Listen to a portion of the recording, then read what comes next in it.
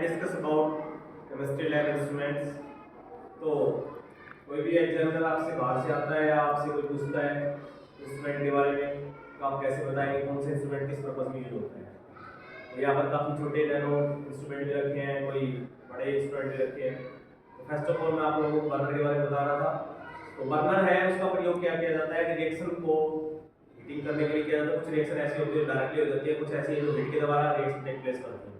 ठीक है, कुछ को हीट देना पड़ता है और कुछ बिना हीट के हो जाती है। जैसे आपने 10th क्लास में पढ़ा होगा या आपकी बुक में भी आया केमिस्ट्री में एंडोथर्मिक एक्सोथर्मिक रिएक्शन के बारे में, हीट रिलीज करना, हीट अब्जॉर्ब करना। ठीक है, वो प्रोसेस से गुजारने के लिए हम बर्नर का प्रयोग करते हैं। उसके बाद में हमारे पास है ये टाइट्रेशन स्टैंड होता है, इसको टाइट्रेशन स्टैंड बोलते हैं। कोई भी टाइट्रेशन इस पे कर सकते हैं। ये हमारी ब्यूरेट होती है, एक सॉल्यूशन हम इसमें डालते हैं, एक सॉल्यूशन हमारा बीकर में होता है। ये हमारे बीकर है छोटे छोटे, एक ये बड़ा वाला बीकर है और यहाँ पर एक स्मॉल बीकर भी है, ये स्मॉल बीकर होता है। तो आपसे पूछ ले स्मॉल बीकर, तो ये स्मॉल बीकर होते हैं, ये हमारे बड़े बीकर होते हैं। ठीक है, इसको हम फ्लास्क बोलते हैं। जब भी कोई भी टाइट्रेशन होती है फ्लास्क के अंदर की जाती है। फ्लास्क के अंदर इसलिए की जाती है क्योंकि जब भी फ्लास्क को इसके नीचे लगाया जाए और यहाँ पर ये हमारा फनल होता है, फनल के द्वारा हम क्या करते हैं, फनल को यहाँ पर लगाकर इसमें क्या डालते हैं, कोई नहीं कोई सॉल्यूशन डालते हैं। कोई भी सॉल्यूशन जो हम कर रहे हैं एक्सपेरिमेंट, फॉर एग्जांपल हम एसिड बेस कर रहे हैं, क्या करेंगे, इसमें एसिड डालेंगे और यहाँ पे क्या रहेगा, हमारा बेस रहेगा। ठीक है, एसिड को बेस में मिलाने का पर्पस क्या है, वो पर्पस ये है उसको ड्रॉप बाय ड्रॉप मिलाया जाएगा। इसके अंदर कैसा मिलाया जाएगा भाई, ड्रॉप बाय ड्रॉप मिलाएंगे। ठीक है, और साथ साथ में क्या करते रहेंगे, सब करते रहेंगे। सब करना इसलिए है क्योंकि जो ड्रॉप बाय ड्रॉप सॉल्यूशन इसके अंदर मिल रहा है, इस सॉल्यूशन के अंदर जो ड्रॉप बाय ड्रॉप मिल रहा है, तो क्या है, हीट क्रिएट ना करे ज्यादा और इनके दोनों मॉलिक्यूल्स के बीच में क्या ना हो, टकराव ना हो, जिसकी वजह से टूटने का खतरा कम होता है। अगर ऐसा रहेगा तो हो सकता है टूट जाए और आप दुर्घटनाग्रस्त हो सकते हो। तो इस चीज से बचने के लिए हम क्या करते हैं, इसको सब करते रहते हैं और वो सॉल्यूशन सारा क्या है, एसिड क्या है, इसमें मिल जाता है। तो ये एसिड और ये हमारा क्या है, नीचे बेस है। तो एसिड बेस दोनों मिलकर क्या बना जाते हैं, रिएक्शन टेक प्लेस होती है जिसमें हमारा साल्ट प्लस वाटर मिलता है। आपने पढ़ाई की है पहले भी। और वैसे भी हम बोल सकते हैं एक सॉल्यूट और सॉल्वेंट है। अगर आपकी यूनिट के अनुसार हमने तो एक हमारा सॉल्यूट होगा, एक हमारा सॉल्वेंट होगा। मान लो सॉल्वेंट हमने ज्यादा ले रखा है तो वो क्या हो जाएगा, हमारा सॉल्वेंट के केस में वो सॉल्यूशन हमारा बेस है, वो क्या हो जाएगा, हमारा सॉल्वेंट का काम करेगा। एसिड हमने क्या मिलाना है, इसमें कम ही मिलाना है। जैसे एसिड हम कम मिलाएंगे वो हमारा किसका काम करेगा, सॉल्यूट का काम करेगा। सॉल्वेंट में सॉल्यूट मिल जाएगा, किसकी फॉर्मेशन हो जाएगी, सॉल्यूशन की फॉर्मेशन हो जाएगी। ठीक है, उससे हमारा सॉल्यूशन हो जाएगा। उसके बाद में ये हमारी टेस्ट ट्यूब होती है।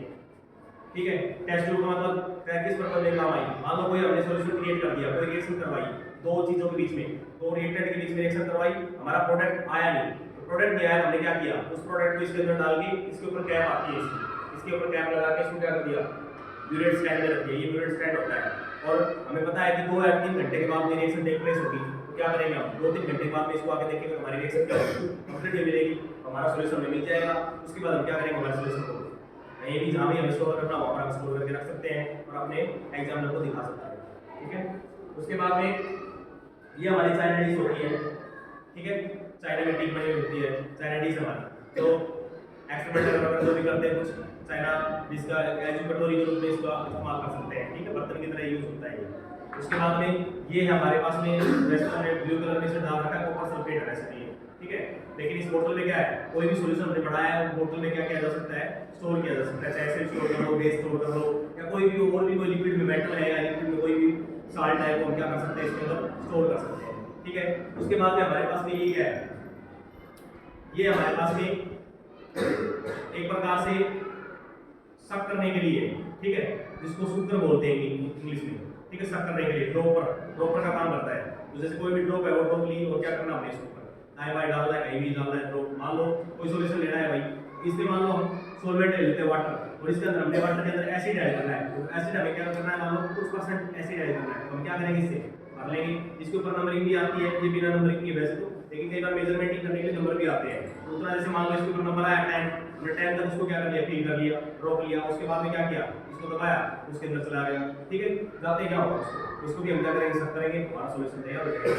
थोड़ा सॉल्यूशन अगर दिखाना हो, थोड़ा सॉल्यूशन बनाने के लिए भी इसका यूज किया जाता है। ठीक है, उसके बाद हमारा वो फ्लास्क रखा है, ये फ्लास्क बोतल होती है, इसको फ्लास्क बोतल कहा जाता है। फ्लास्क बोतल का इसका मतलब क्या है, ये भी मेजरमेंट करने के लिए कोई भी ज्यादा अमाउंट में सॉल्वेंट लेना हो तो मेजरमेंट करना हो, सॉल्वेंट हमें इसको बोल देगी आपको 100 ml लेना है, तो इसके ऊपर लिखा हुआ है ये 100 ml। आपको 90 ml लेना है 90 ml है, 80 लेना है 80 है, तो सारी चीजें रखी हुई है इसके 10 से लेकर 100 तक। उतना ml क्या ले सकते हैं हम, सॉल्यूशन ले सकते हैं, ठीक है। उससे क्या हो जाएगा, पता चल जाएगा मेजरमेंट हमारा सॉल्यूशन कितना लिया गया था, उससे हम कोई भी रिएक्शन टेक प्लेस करवा सकते हैं, तो हमारी रिएक्शन क्या हो जाएगी, कंप्लीट हो जाएगी। पता चलेगा कि हमने मेजरमेंट तरीके से सॉल्यूशन लिया था, जिससे हम कर सकते हैं, ठीक है। Thank you.